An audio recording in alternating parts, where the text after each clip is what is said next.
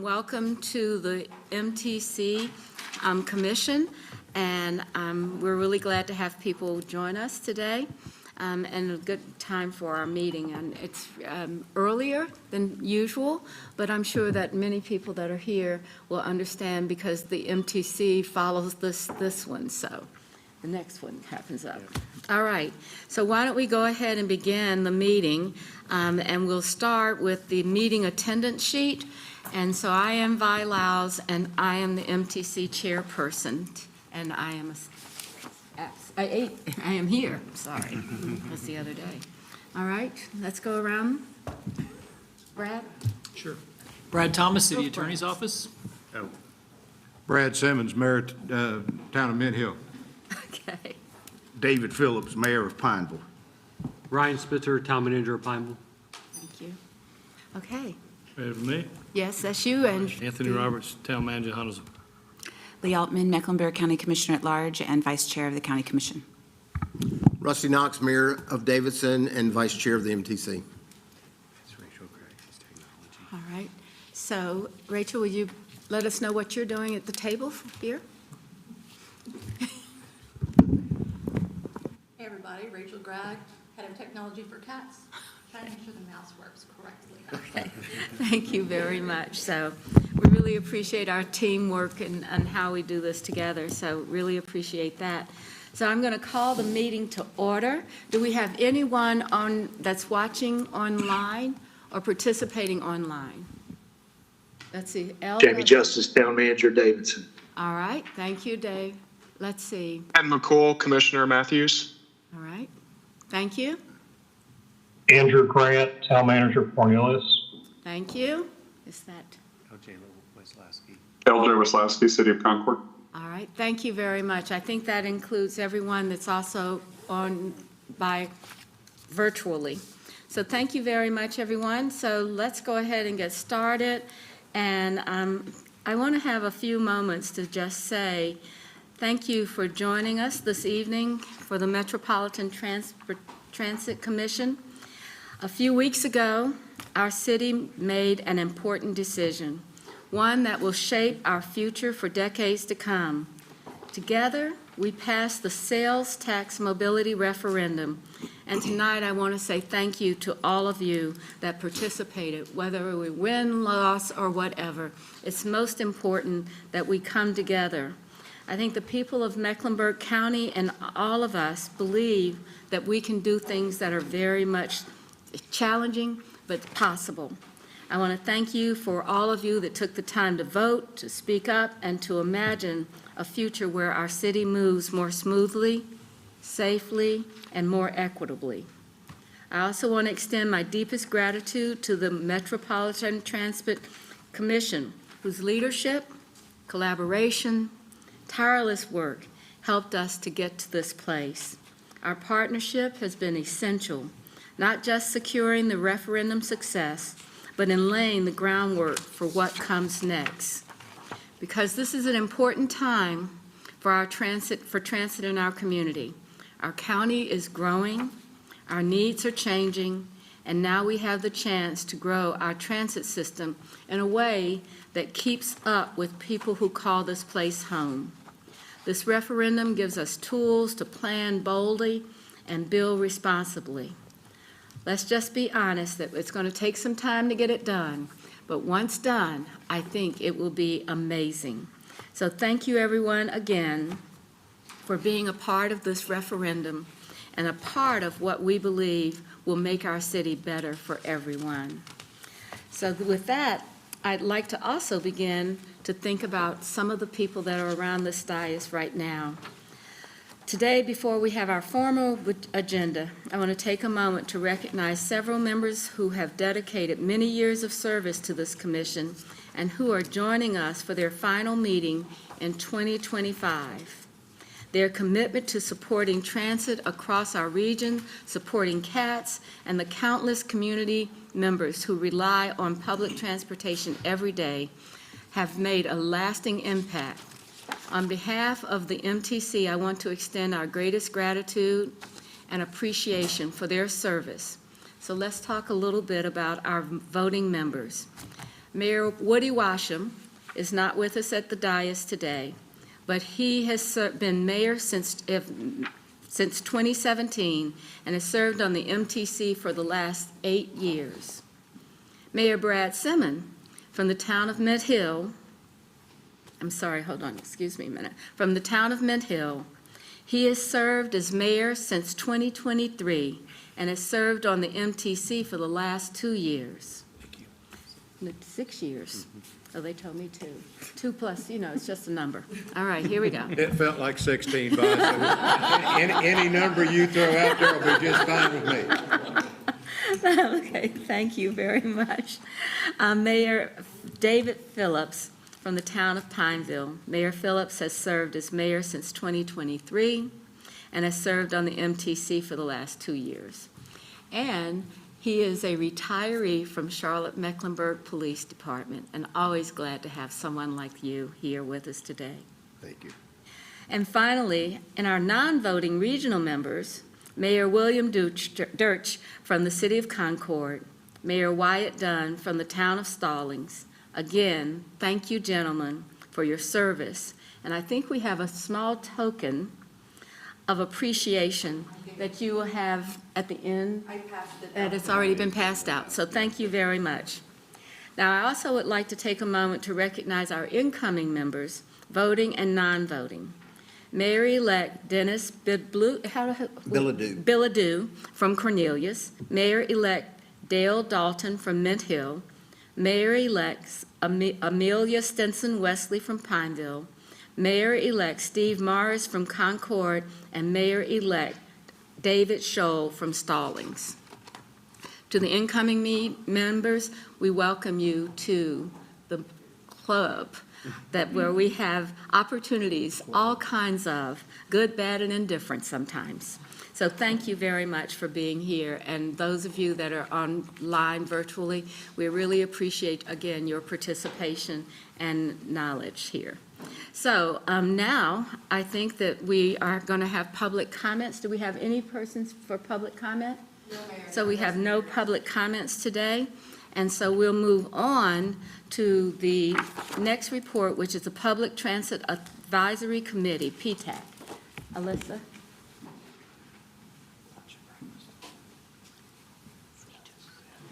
Oh, we need to approve the minutes while Alyssa's getting ready to help come inside.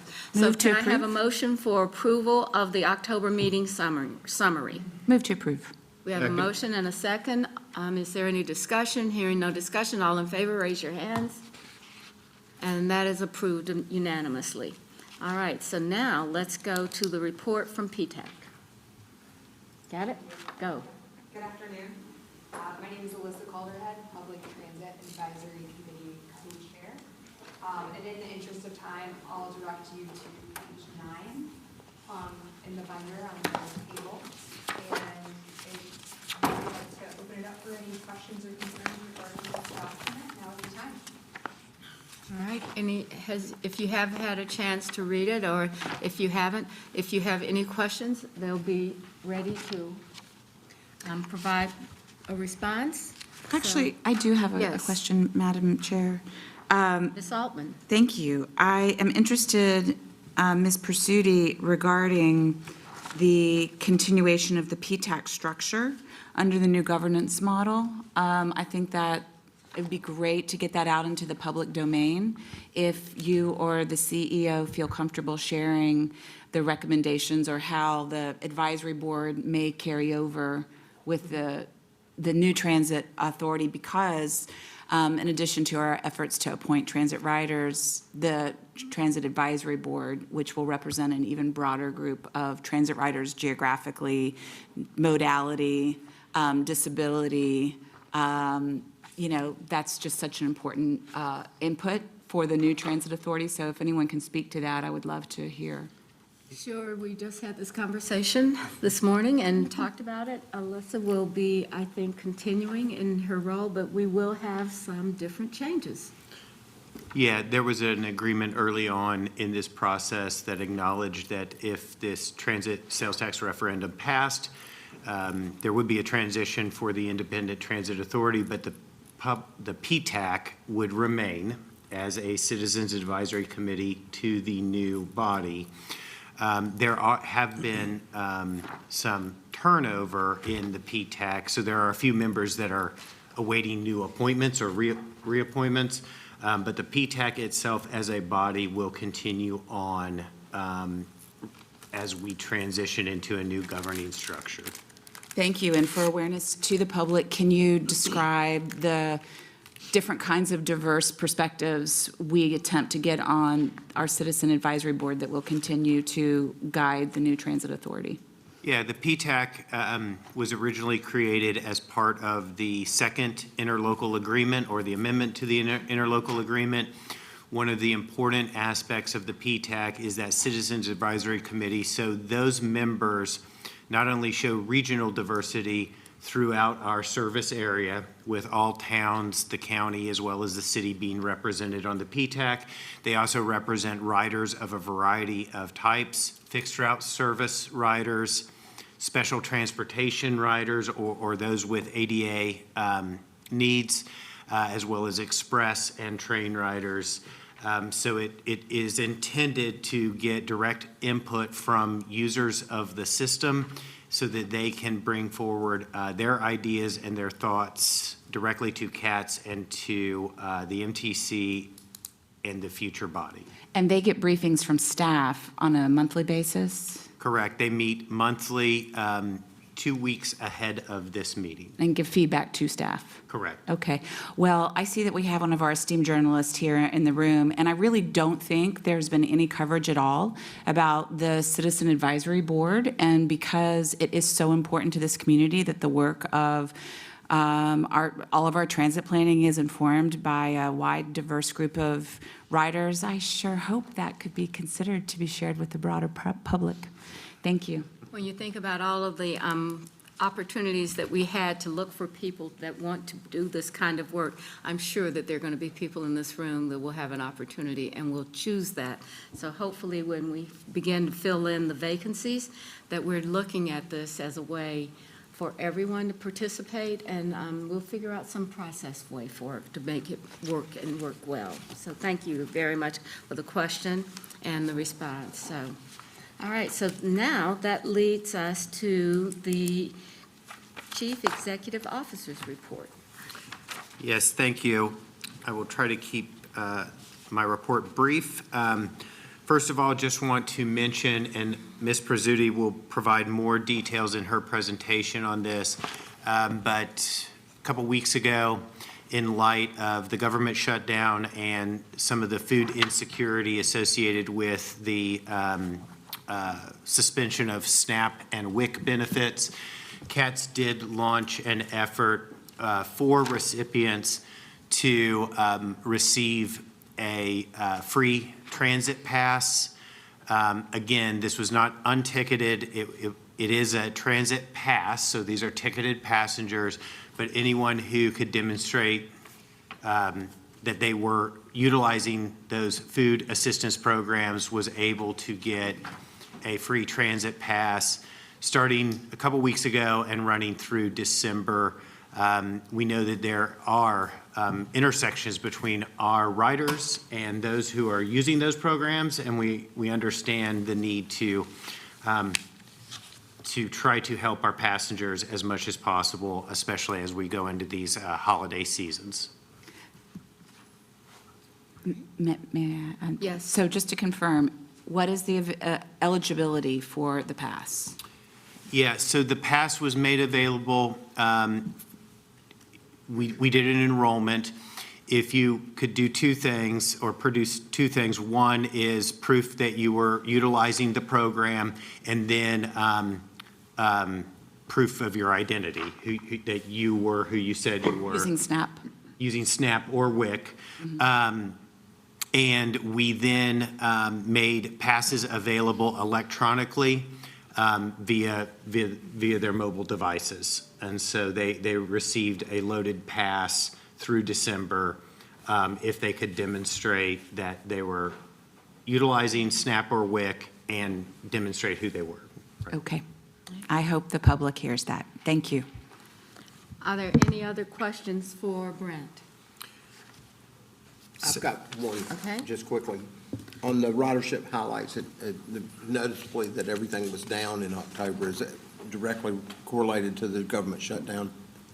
So we think that, couple things, we do believe that last October, when we look at bus ridership, last October, we had a introduction to Transit Week.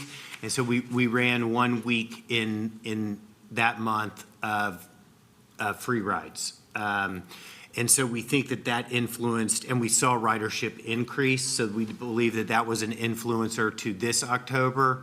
Last October was a pretty big month because of that. We also believe, again, but at this point, this is just our belief, we need to continue watching the trends, that enhanced fare enforcement has also had an impact on ridership, as to be expected. So we do believe that there are a couple things at work there. We also have seen continued soft ridership or less than anticipated ridership on the Blue Line, especially in the evenings. So again, we do believe that August 22nd, Irina Zarutska's murder has affected that and continues to affect it. But we have seen that weekends and weekday ridership has remained stable. Thanks for that comment and report, Brent.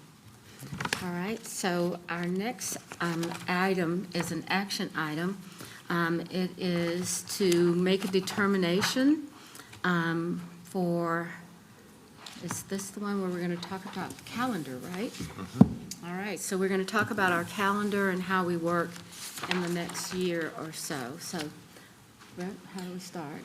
Yeah, so it is the norm of the MTC to establish your calendar annually. We are recommending continuing next year's calendar, the third Wednesday of the month.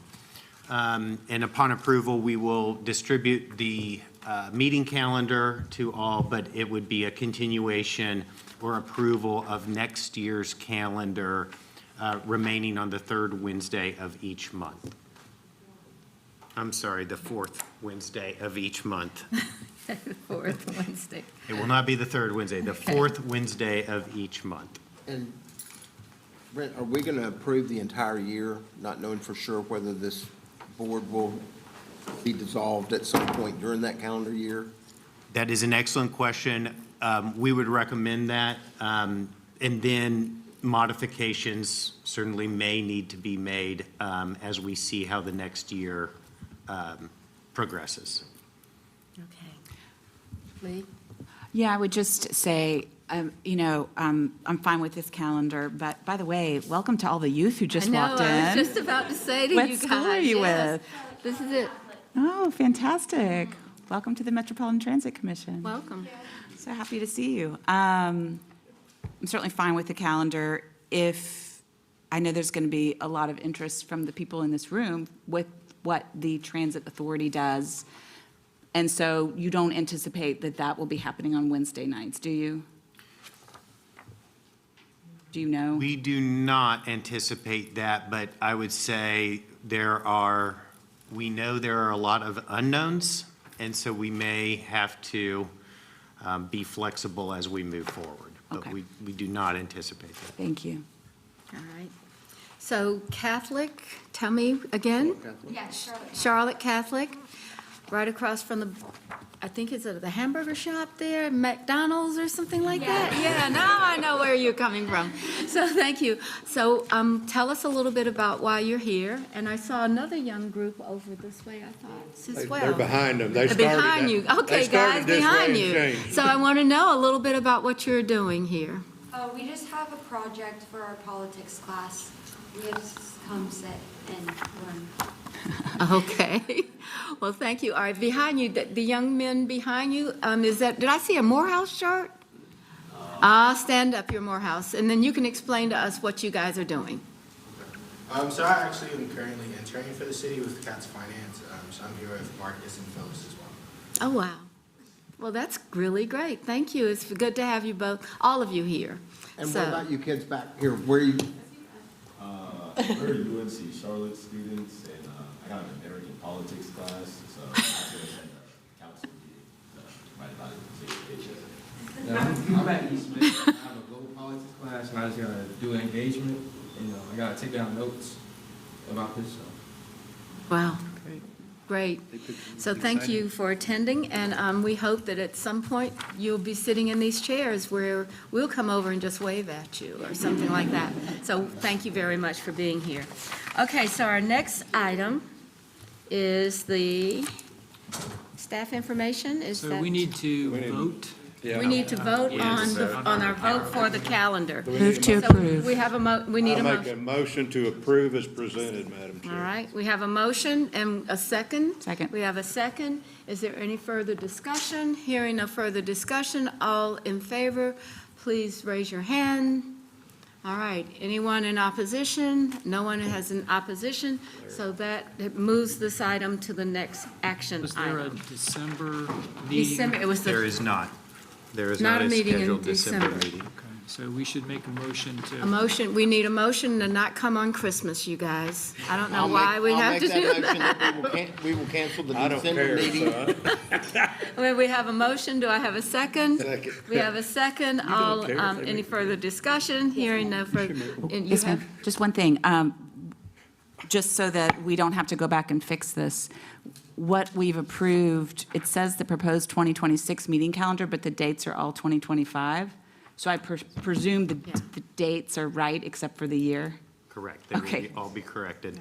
Thank you. Okay, so we have a motion not to have a meeting in December. All in favor, raise your hand. Anyone opposed? All right, we're still good for this. All right, thank you. So let's see, our next one is, are we doing the budget update? right? We are doing information Information. items, and mine is the first with sales Okay. tax referendum update. All right, let's talk about the sales tax. Okay, so briefly, November 4th was a great evening for CATS and for the county at large. As we think about what's to come moving forward, a couple things, one leading into Mr. Howell's presentation on the budget. CATS is starting to look at now the transition schedule, all of the federally and state required processes, plus all of the different negotiations that are going to be required as we think about transitioning into the new governing structure with the Metropolitan Public Transportation Authority Board. However, as we think about the budget, we do believe that there are going to be needs that CATS has in support of the Transit Authority Board as they start to have meetings. Our assumption is that we will be working to support the new board as they are meeting, and that there are things that we may want to do now before the new revenue is received to position ourselves better once the new revenue starts. Some of those things include hiring of operators, bus operators, so that we can be better prepared to roll out 15-minute headways across the system, purchasing vehicles, continuing on with design and environmental of the red line, those kinds of things. And so as we think about that, there will be a lot of work to do. And we are already thinking about in the current year's budget as well as next year's budget, under the MTC, under the current structure, how we can position ourselves to be better prepared for when the new sales tax revenues are collected and then received. So I got a question there. Okay. Yes, sir. With the addition of hiring new bus drivers, expanding the fleet and everything else, our bus drivers are unionized. correct? They are. So the hiring will be done through the union? Yes, through Transit Management of Charlotte Okay. and with the union. Is that part of the magnitude of this transfer? Is transferring the contract we have with the union to the MPTC away from MTC in the city of Charlotte? Yes, that will be part of the transition plan. As you know, Transit Management of Charlotte exists because of the union requirements. And so we will be working on that contract as well as the thousands of other contracts that CATS has that are mission critical to either renegotiate or assign those contracts under the new entity. I can't give you an exact date on that. That's all part of the transition plan as we develop it. But that will be necessary not only for the Transit Management of Charlotte contract, but literally every contract that we hold. And is there a grace period since you're doing a transition, because the contract, the governing body currently is MTC. It's going to go to MPTA effectively December 31st, based on the legislative guidelines. But I'm assuming there's some kind of grace period for the transition over from the priority of the union having a contract with MTC versus the MPTA? Yeah, so the union has a collective bargaining agreement with Transit Management of Charlotte, not with the MTC or the city. And so our contract with Transit Management of Charlotte will ultimately be assigned, and that collective bargaining agreement will be unaffected by that, right? It will carry on between Transit Management of Charlotte and the union. Okay. Mayor, Ms. Altman. I do have a question, but I just want to say to the kids in the room, because I don't want government to be boring to you, that hopefully you are aware this past November, we had a major referendum, which the community approved, which increases our sales tax that goes to transit from a half a penny to a penny and a half, which is going to bring in $19 billion more over 30 years and entitle us to hopefully approximately a $6 billion federal match, which will allow us to hugely expand our rail and our bus and microtransit and do tons of important road repairs with sidewalks and that kind of thing. And so this body will stop existing eventually because a new transit board is coming into an existence which will take over governance. So my question to you, Mr. Cagle, is my recollection is ordering a bus takes like a year for it to come. You know, there's a delay, and obviously we want to roll out the bus improvements and position ourselves to start delivering on that increased service as soon as possible. Can you begin the process of ordering those when the revenue? We don't have the revenue, but we now know as a matter of law it's coming? So yes. So the answer to that is yes, with an asterisk. We currently have the existing half-cent sales tax and we have cash reserves. And so what we are looking at is what is our financial capacity to, in effect, pre-fund some of those long lead items like buses. They do take 12 to 24 months for delivery. So as we go through the budget and as this body goes through the budget process, we would anticipate, in effect, ordering buses early with our current financial capacity. In effect, we don't think the community would want us, or this body would want us to sit waiting for a year, only then to put in an order that takes 2 years. If we can do that today and get a year ahead of that, we want to do that. And so I mentioned that because that's sort of the process that CATS is going through as we think about our budget going forward. And we do have some capacity. Could we fund everything in the transit system plan? Absolutely not. But we do have some ability with our cash reserves and the current revenues to be able to do that. And that's what we're evaluating now. And do you foresee CATS beginning to do the community engagement regarding the new microtransit zones to start to hear from neighborhoods, does this zone look good to you, get that input? Where do you see the timeline of that engagement beginning? Because I understand that would be the next step in microtransit rollout is intense Yes. community engagement. Yes, what we'd like to do is finalize an implementation plan for all of the zones. And then before the revenues come in, start the contracting process and the community engagement process around those zones so that when the new revenues come in, we have either implemented the zones already or are literally ready to implement the day that it comes in so that we're trying to be prepared and get ahead of it and roll out these improvements that the community has voted for as quickly as possible rather than wait for all the processes necessary to make the transition 100% complete. Wonderful, thank you. All right.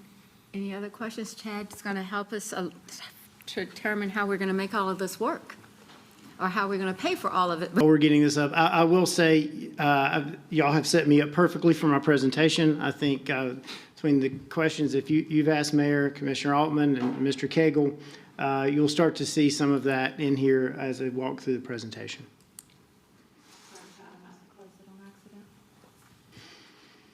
Pesky mouse. All right, so I guess this is called filling air, right? So what I'll say this: when I saw all the folks walk in the Charlotte Catholic uniforms, I had a flashback. I went to West Stanley High School. I probably still don't play them, but we used to play football against them. So I was like, whoa, I recognize that uniform somewhere. All right, so there's one thing. The other, you've met Chad. Chad is he's part of our finance team. He is one of the latest round of apprentices that we've got from the state of North Carolina. Some of the other folks that have filled the apprentice roles, you know, Ethan Smith was one, and there are others, a long line of those. So Chad's another outstanding young man, and is doing a great job for us and has helped put together some of the things you'll see tonight. So thank you. We're happy to have him aboard. All right, Rachel, I'm running out of material.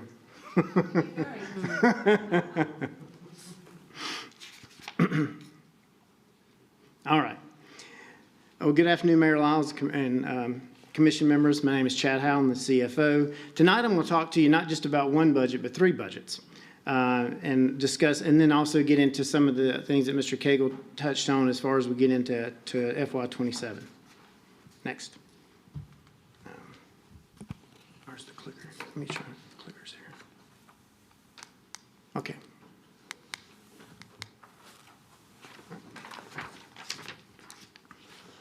First, we're going to start with fiscal year end FY25. So we ended the year in good standing.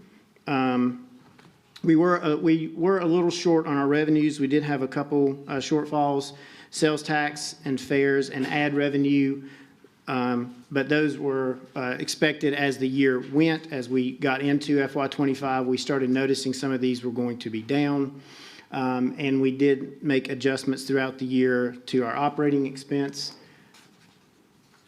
And as you see, then we also came in lower, about $13 million under in 25 for our actual expenses, and that again was also not only because of what we anticipated with the revenues, but because of, again, just good financial management throughout all of the CATS organization. And so what that means is, and as Mr. Cagle alluded to, and you'll see as we get into some more of the details later, we do still have a healthy fund balance. Of course, $130 million, $100 million on operating, $30 million in the revenue reserve are the requirements through the MTC's financial policy. Currently today, or this is unaudited, but I don't see it changing very much, we have a total of $225 million that we could touch in an emergency. Now, again, we're not supposed to go below the 130 without coming back to the MTC to discuss that with y'all. But again, we have some capacity there to begin to advance the transit system plan and other options. Moving into 26. Again, we are projecting slightly less for sales tax than we had anticipated. but not substantially. And that could be for various reasons. What I will tell you, as we begin to move into 27, we will start, so we talk about we build in a 4% increase in sales tax based on historical average. We will build that 4% above what we project here, not what we originally budgeted. So it'd be 4% on top of the 165 right now, not the 167. So when you see the numbers later on in the year, when we start talking about 27 more, you'll see it will be based off of that. Other revenues, we anticipate coming in fairly in line. Passenger fare still slightly down. That could be for a number of reasons. But again, we are taking that into consideration as we move forward with 26 budget.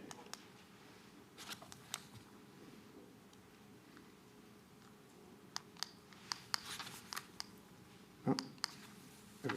Thank you.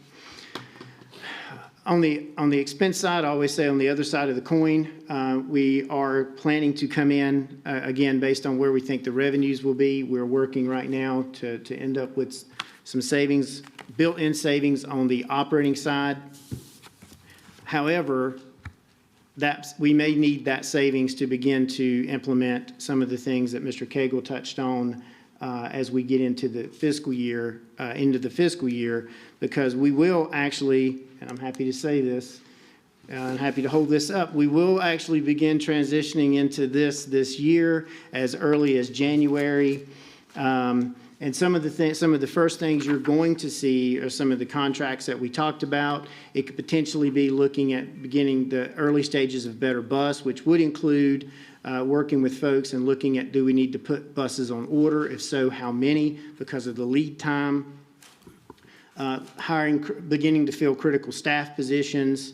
And while we're doing that, we're also going to continue the emphasis that we already have on safety and security, fare enforcement, improving our overall technology, and also continuing to look at improving maintenance on our existing assets. So all of these are things that are going to happen in the next 6 months that may bring our budget closer to what we anticipated when we built it a year ago.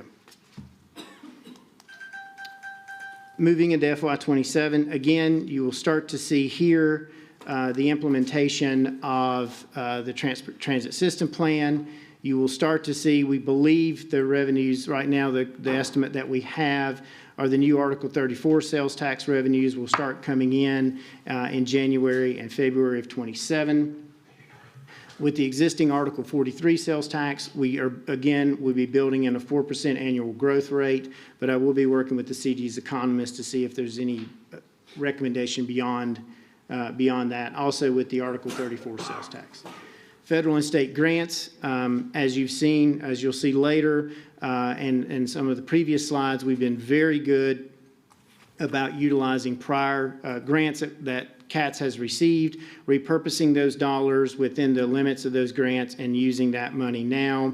That has resulted in greater grant revenues coming in the last couple of years. We will continue to do that. We will begin by projecting passenger fares as relatively flat, because even if we were to begin to ramp up and get into some of the early stages of Better Bus, it may not immediately have an impact as far as our riderships. It may have some, but we don't know exactly what that would be yet, but we will be monitoring that. And of course, as always, we're looking for new and innovative partnerships or opportunities to bring in new revenue into CATS. And no issuance of any new debt in this coming year.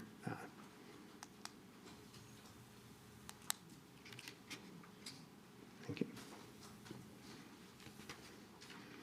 And here's just the history chart kind of Article 43. So this is Article 43 is the existing sales tax. I've begun referring to it that way. I think everyone knows that. But this is the existing half-cent sales tax. And again, so right now we're planning on roughly a 4% increase above 165 million, which would put us in about 172 million for FY27. Again, we'll be refining that between now and April or May of 26, and so you may see those numbers adjust some.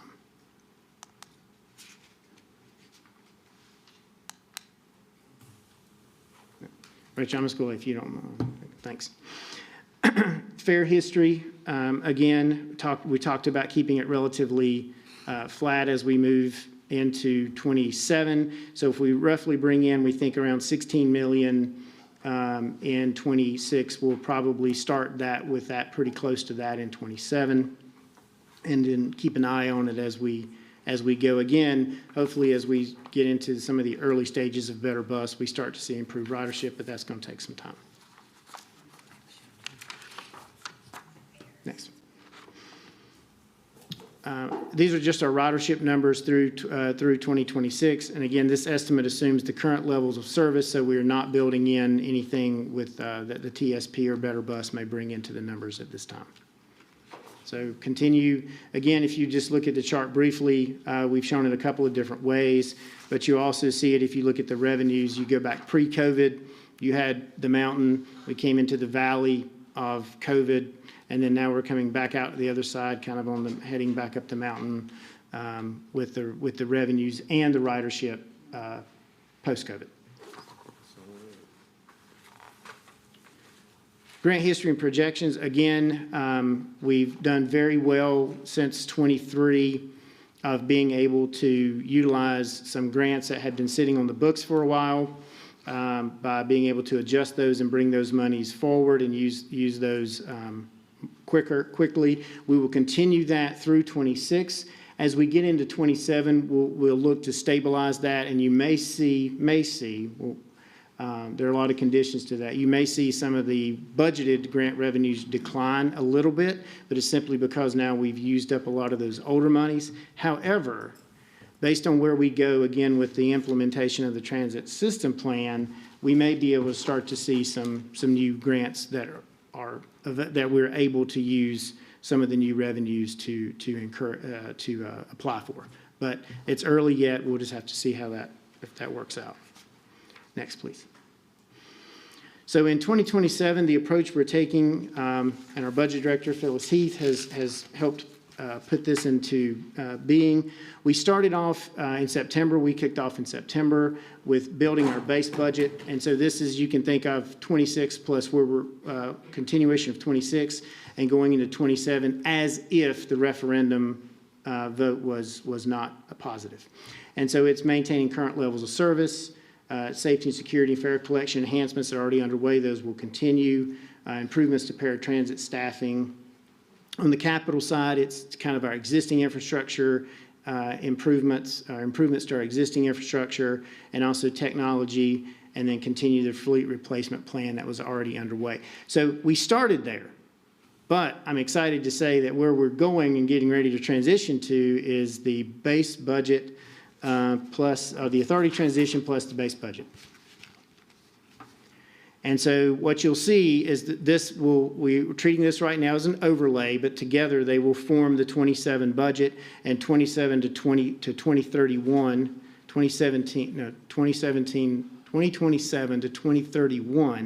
5-year CIP.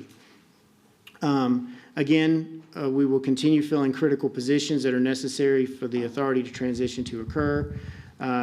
Also, any professional services contracts that are needed or additional contracts. Implementation of Better Bus and microtransit expansion. We begin kicking off the early stages of the 2025 transit system plan. Of course, Better Bus, the rapid transit corridors. Accelerate existing infrastructure improvements. So the new sales tax does have a certain amount of money every year that was set aside to help support our existing infrastructure. And as that money becomes available, it may allow us to go ahead and accelerate some improvements on our existing infrastructure that we have as well. And then, of course, technology systems and infrastructure supporting the transition. Just wanted to provide, and this is our existing debt schedule, so this assumes right now no additional debt to our debt is retired, and our debt will be retired in 2048.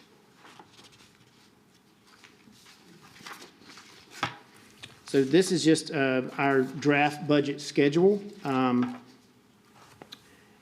As I said, we kicked the budget off in September. We currently are looking through the budgets that have been, the divisional budgets that have been submitted to us, and we're making refinements. Those are the base budgets. We're beginning to make the requests for what will be the overlay authority transition budget. Again, those will be rolled together to be the 2027 budget and 2027 to 2031 CIP. November, we've briefed the PTAC, and now we've briefed the MTC on currently where we are. January through April, the MPTA, MTC, our PTAC will review and revise the preliminary and operating budget. As a department of the city, Mr. Cagle and I will have to continue to brief the city and make it part of their make our budget part of their 2027 budget. We anticipate in April of '26, based on prior years, that the CATS budget would be adopted, submitted to the city for official inclusion in their budget, and then ultimately adoption by the statutory requirement of June of '26. But again, these dates, we will be working to refine these dates as we move forward and add some specificity to them. That concludes my presentation. Are there any questions? Are there any questions? Hearing, Ms. Altman? Needs to, I will. So when do you think we'll get a briefing on fair enforcement improvements and technology and material infrastructure improvements? As soon as this presentation is over, Ms. Prizzuti will be presenting on fair policy. Oh, great. Which will also goes to fair evasion policies and how we can reduce fair evasion, as well as in future meetings, we will continue to brief you on technologies and other elements of our fair evasion strategy. Got you. And then the fair study, I see on slide 12, it says fair study implemented, but no increase in fares. Will she be talking about that also in just a minute? Okay, so I can hold that. Would you mind bringing up page 15? I think it's Thank 12 you. okay. I mean, does this projected in any way take into account, I guess it doesn't really take into account any of the expanded service because it won't have been rolled out yet. No, ma'am. This is just through this fiscal year. We did not include 27 or 28 yet. We need a little more time to calculate what that might be. Okay. And then for slide 16, Mr. Cagle, I certainly get questions from time to time worried about our ability to compete for the grants that I referenced earlier tonight. What's your assessment of the landscape for us competing for the grants that are so important to do the work? Yeah, so what this shows are what we call formula funds. And so these funds, while they are federal grants, but they are given to us as well as other transit agencies based on a formula of ridership and revenue miles. And these funds have been stable for decades, and we would anticipate that they continue to be stable. What is not projected on this slide or ever projected in this way are competitive grants. And so when we talk about the $5 billion of projected grant revenues associated with the transit system plan, that is really project-specific and competitive outside of this predominantly. As we prepare the projects, the rail projects, we will then enter the grant application process.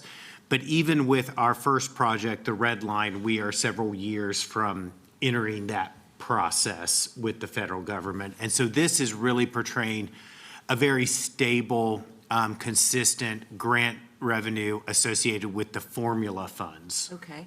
And what is the general level of design that a project needs to be in to do the competitive application, and where are each of our rail lines in their design process approximately? Generally speaking, so it's twofold. Generally speaking, they need to be at 30%, and they need to have environmental. The environmental process needs to be at least begun.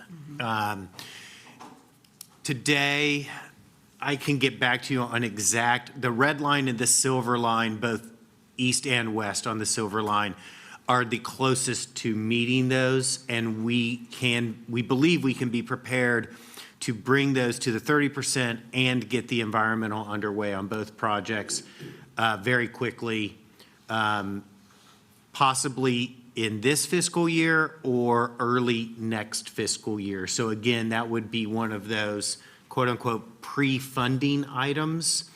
Environmental is quite pricey, but that's what we're evaluating is, do we have the financial capacity in our reserves to go ahead and pre-fund those? But the silver line and the red line are the closest to that. And I can get you an exact number after the meeting on red and silver line. But when you said you didn't anticipate us being able to make these applications sooner than 2 years? Environmental takes 2 to 3 years, depending on the project. I see, okay. But are you, Go ahead. I'm sorry, Lee, go ahead. No, I've got more, so Okay. get your clarification. So are you saying that you're comfortable moving forward with the environmental sooner than later? Yes. And we're not held at bay on whatever federal grants that we're going to apply for, which will be several years down the road? Yeah, you have to do the environmental to get into the pipeline. Okay. And quite frankly, we were waiting till November 4th to see the outcome before we were ready to move forward on any of those projects. We had to make sure that those projects would be funded before going this next step, because as I said, environmental is millions of dollars. Wow, okay, slide 17. The CTC, is that funded by the city of Charlotte or half-cent sales tax monies? The half-cent sales tax, or Okay. we have assumed that the CTC and any future improvements would be the half-cent sales tax or possibly new sales tax funding, but transit-specific funding. Okay, and what is South End Station referring to? The South End Station is a project that's been underway for quite a while. The South End Station is a new station along the Blue Line in the South End near the Publix. And that has been under design, as well as we've been working through the contracting for several years, and we are ready to move forward on that. We anticipate going out with contracts on that in the next couple weeks. Thank you, Madam Chair. And since we're talking about capital, and you mentioned CTC and South End Station, where does the Gateway Center come into play in this capital? It will come into play. This probably would have been, I didn't catch it. It probably should have said CTC and Charlotte Gateway Station. And then my last question, with the environmental costing millions and taking a couple years, do you anticipate furthering infrastructure improvements, i.e. the station location improvements and everything that have been identified along the Red Line corridor, for example, or we're going to be waiting on the federal money to take those to the next level once the environmental's done? From a design standpoint, design and environmental will progress. So going from that 30% on up to 100%. And again, that takes time. The construction standpoint, none of the construction will occur until after the environmental, because it's prohibited from, we are prohibited from doing that. I'm good with that.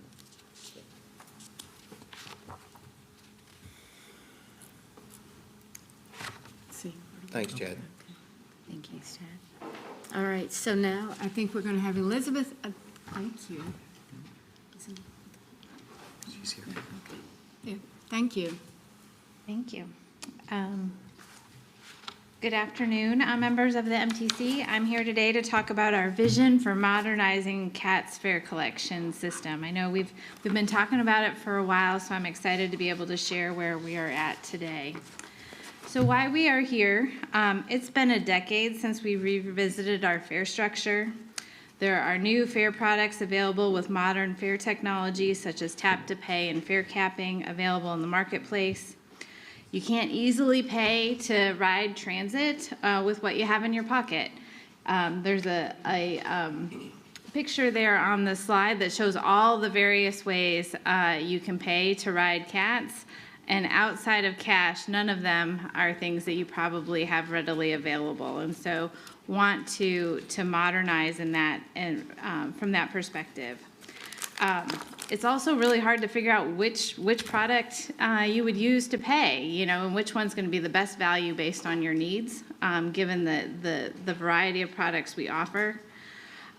There is validation on our service for bus customers as you think about validating your fare, but there isn't a validation on our rail system, which leads to the perception of customers not paying and issues with fare compliance. And our current fare technology is midlife. So as we think about modernizing our system, we need to think about solutions that can supplement and integrate into our existing fare technology environment to do this in an expeditious way.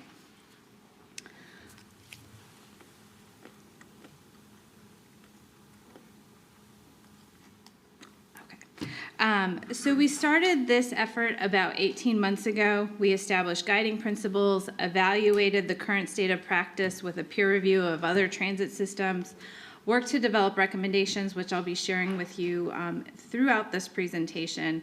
And then we've also taken the step to identify what those technology enhancements need to be that work with our current environment to facilitate the recommendations.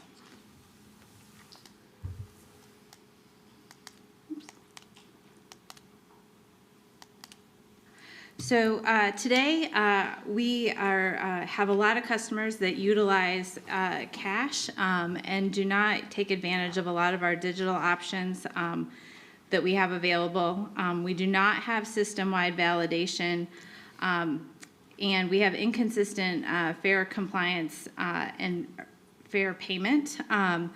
We have estimated our non-payments throughout the system to be between 45% and 50%, and that is both from a free fare standpoint, so somebody who's riding compliantly with a free fare, or those that have chosen not to fare and are pay a fare and are evading fare payment. It's also really difficult to select which product will give you the best value. And there's a lot of manual process reconciling all of the paper media for our staff and employees in just trying to manage the system. So as we think about the future, we want to align our fare policy, media, and technology, modernize how customers pay, make it easier to pay, and provide consistent fare payment across all modes. So what you can use to pay on bus, you can use to pay on rail. And then also lower our administrative burden with cash handling and physical media distribution, and really operate with modern standards with an eye on data and being able to have valid data coming out of the system.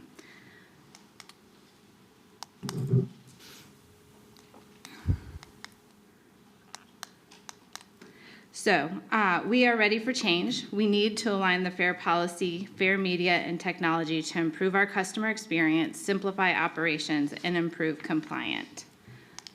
So with that said, our vision for our future fare system is to modernize with new ways to pay with what is in your pocket, simplify the fare structure and payment options, and facilitate ridership growth through new programs and pass options.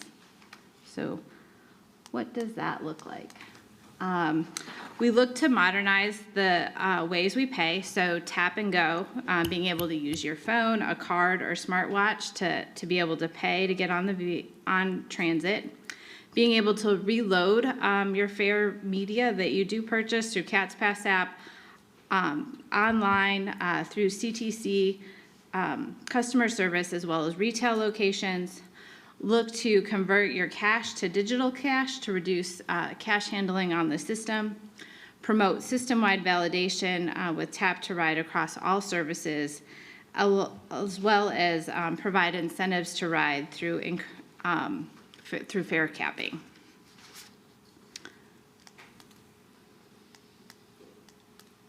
We also look to simplify our fare structure and policy.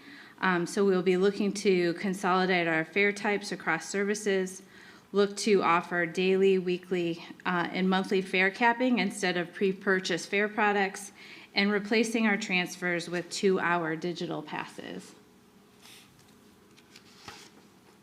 So currently, we have 5 fare categories: our community shuttle, local, express, express plus, and streetcar. We are recommending collapsing those categories into 3 categories: our community shuttle, local routes, which will now include express bus and streetcar, as well as express plus. So we'd be looking to introduce on our streetcar a fare and making that the local fare is same as riding the blue line or local bus.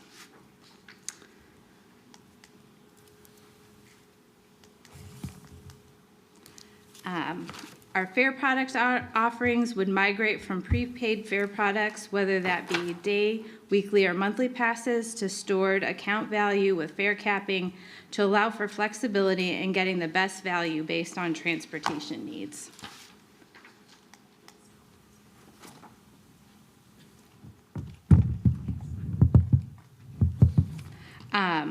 Transfers will also be simplified. We are recommending moving from a cash 90-minute paper transfer or a 90-minute CATS Pass app digital transfer to a more flexible 2-hour unlimited use transfer pass for digital payments. If using cash for payment, you would pay per ride and we'd no longer offer a paper transfer.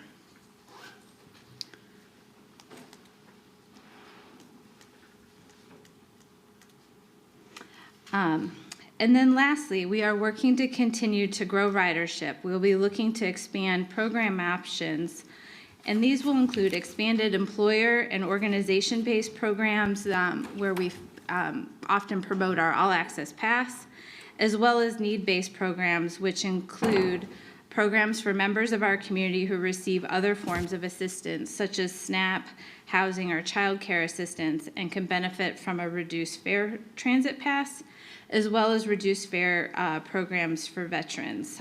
We really want to meet people where they are at and their ability to pay, rather than not be able to ride because they can't afford to or evade their fare. As Brent mentioned, we did offer a special promotion with those folks in our community that receive SNAP benefits. We've had a really great response to that. We issued, to date in the last, I think it's been 9 days, we've issued 855 passes, and 766 of them are new CATS mobile app pass users. So they created a pass in our digital environment. And so as we think about the migration of people who are likely using cash and that migration to a digital pass, we don't think it's that will be that big of a transition based on kind of the response we've seen with the SNAP promotion that we've offered as of late.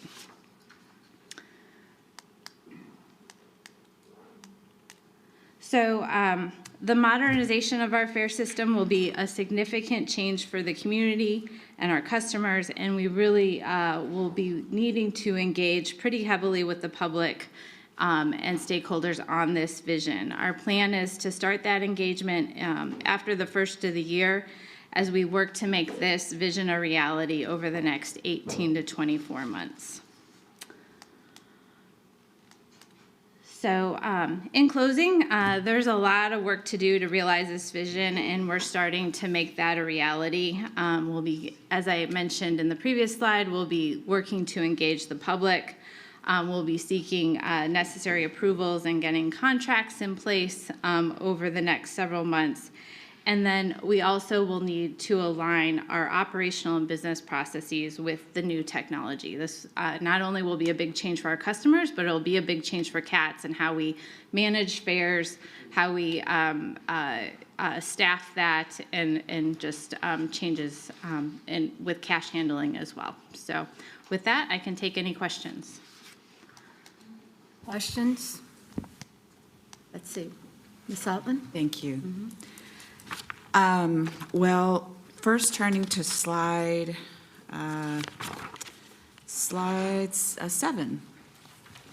I am really, really excited to see the prospect that we could tap and pay and not have to download a CATS app, open up the CATS app, fumble around with the structure there. But like on the New York subway, just come up to the turnstile, tap, and you're in. So is that what I'm seeing here? Yes, it's life-changing. I was actually texted Brent, I was in DC a couple of weeks ago and had the opportunity to just hold my phone over the turnstile and walk in, even though I always have a loaded Smart Ride Trip card in for WMATA, but it will make a huge difference, and it's just super easy, and I'm excited about the possibility it will offer our community and our customers. It's so much easier for people to, you really have to be super dialed in to have the CATS app on your phone and be ready to go with it. And a lot of people, I think, want to do transit and want to pay, but it seems, they don't know how to get going. And so this is wonderful. Thank you. Also, on slide 9, the simplified fare structure. Definitely want to be simple, but talk to me about the efforts to make a fare structure that gives greater access to low-income households on a going forward basis, not just in this period with, the federal government shutting down, number one.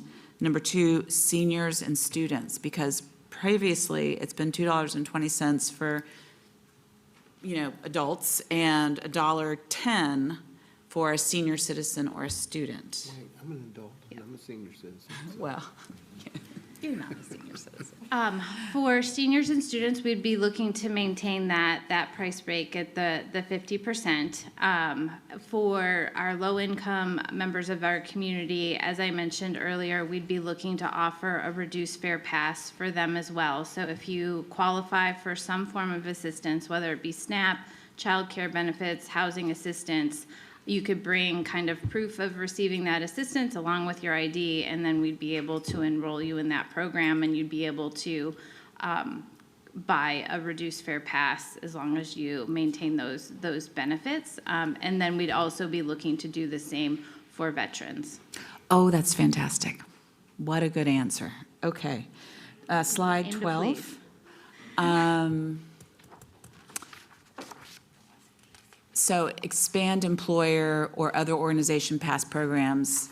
This is obviously another area of great excitement. To the extent we can court a Novant or an Atrium and get them to buy in and, do that, it has so many benefits, in addition, of course, to making lower expense transportation available, supporting ridership, helping to teach large employer bases about CATS.